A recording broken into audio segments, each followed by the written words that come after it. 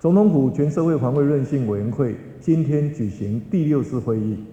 从委员会成立以来，我们采用多元的形式来进行会议，包括在总统府举办中央与地方的桌上推演，在台南市办理实地演练，另外也举办了国际论坛。今天下午，则是进行了韧性共识工作坊。我要感谢3位副召集人、各位顾问和委员的辛劳。接下来，我们继续来努力。我在第1次委员会议特别强调，全社会防卫韧性委员会是行动委员会，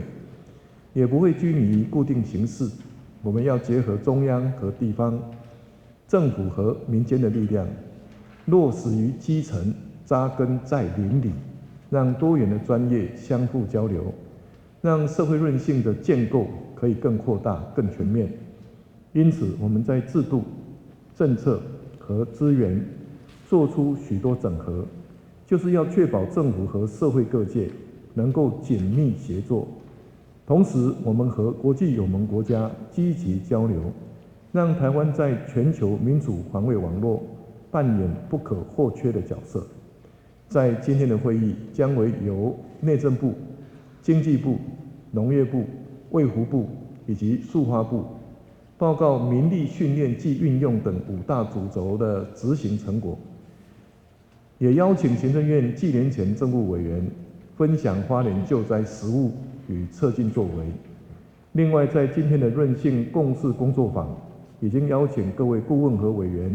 针对5大主轴提出策进建议，也期待稍后的会议进行更深入的交流。在会议开始前，我有4点要和国人分享。第一，今年台湾接连遭遇几次重大天然灾害，造成民众伤亡、基础设施损坏。然而，我们也看到国人坚毅不屈的精神，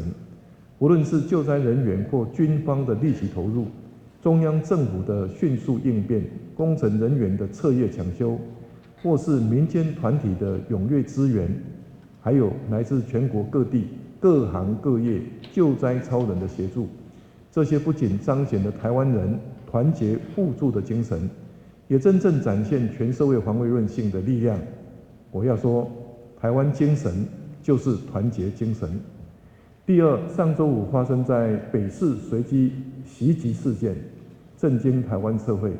也造成严重伤亡。事发后，不论是中央、地方政府或医疗体系，都积极应变。我要再次强调，守护人民安全是政府最基本的责任。希望以此事件为鉴，中央和地方也能够展现台湾团结的精神，共同检讨、改进并建立制度，持续提升应变能力，能够快速因应危机，一起守护人民安全。第三，中国对台湾、对印太区域的威胁持续加剧，企图把民主台湾变成中国台湾，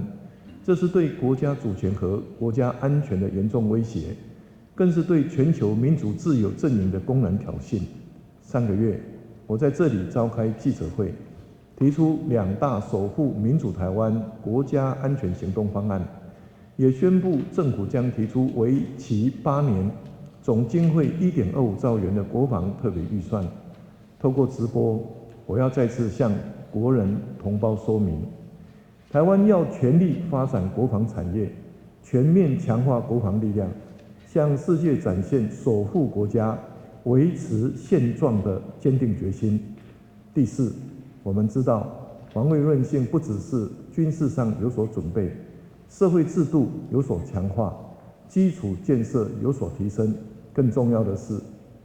全民意识的培养。有准备更安全，因此政府今年出版了《台湾全民安全指引》，并且广为发放，就是要提供民众面对各种挑战的行动准则，也提醒民众做好各项准备，提升应变能力，并且鼓励积极参与民防工作，一起强化台湾因应挑战的韧性。最后，我要再次感谢各位贡献专业和热忱，投入时间与心力，在建构全社会防卫韧性的工作上，我们凝聚智慧，形成共识，推动更具体、更务实的行动方案。这份成果不仅属于委员会，更属于全体国人。让我们继续努力，一起提升全社会防卫韧性。谢谢大家。